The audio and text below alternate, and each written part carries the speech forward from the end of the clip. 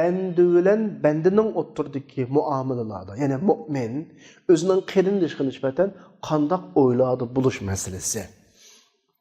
Mesela qerindişimden bir iş yüz verdi bana nispeten.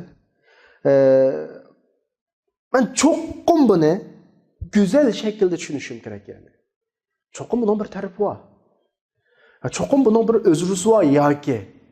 Bana tuyuksuz bir ners dep kaldı. Bu gep kırmakka meni sel kalbimni kırdı mesela kalbim sel carahatlendi bu gepten ama ben oylashim kerak ki çokum bu gepning maqsadi boshqa. Bana bundan niyeti demedi. Mana bunun o'zi biz hozir mu'min bilan mu'minning o'tirdiki bulishga tegishlik yaxshi qarash, yaxshi o'y fikrda bulishning misoli bu. Mana bir gap bor. İltemis li akhika uzran walau 70 marra. Qerinlikka nisbatan 70 qitim bo'lsin özrü ver deydi. Yani qilgan ishlarda sen to'g'ri deb qaramaydigan, xato deb qaraydigan bir ishlari ko'zingga ko'rinib qolsa, bir özrü ista uningga. Mana buning o'zi yaxshi gumon qilishning qatoridan. Amaliyotda bugungi kunda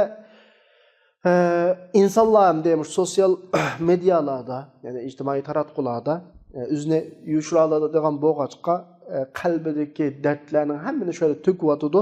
Başkalarına nispeten her xil yaman gumanning ta'siri şu sosyal medyalarda, yani ijtimoiy taratqularda bak o'zining unumini ko'rsatyotudu.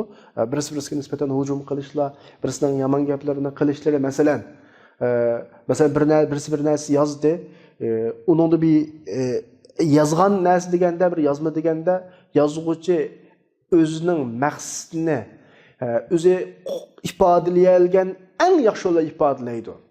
Ama şunda adamı onun ifodalayanmay qolgan bir tarafları buludu yazmalarda. Ya ki cemiyet yüz bergen bazı işlerde insan o'zidagi hamma ishni boshqalarga tushuntirib bulanmaydi. Başqalar bununla yiroqdan nazar tashlab, yiroqdan kuzatib, yoki u yozmadagi masalalarni o'zi o'ylagan shaklda tushunib, qarshi tarafni shu bo'yicha o'ylablan onunla qarşı yazmalarda bir narsalarni yozadigan, yani başkalarına nispeten şahsiyetiga tegadigan, onunla azar beradigan, yani fakat bu nima desa amaliyotda qarshi taraf shu gapga loyiq yoki loyiq emas. Yani yomon qarashning başkalarına nispeten. Bunun neticesi bu amaliyotda.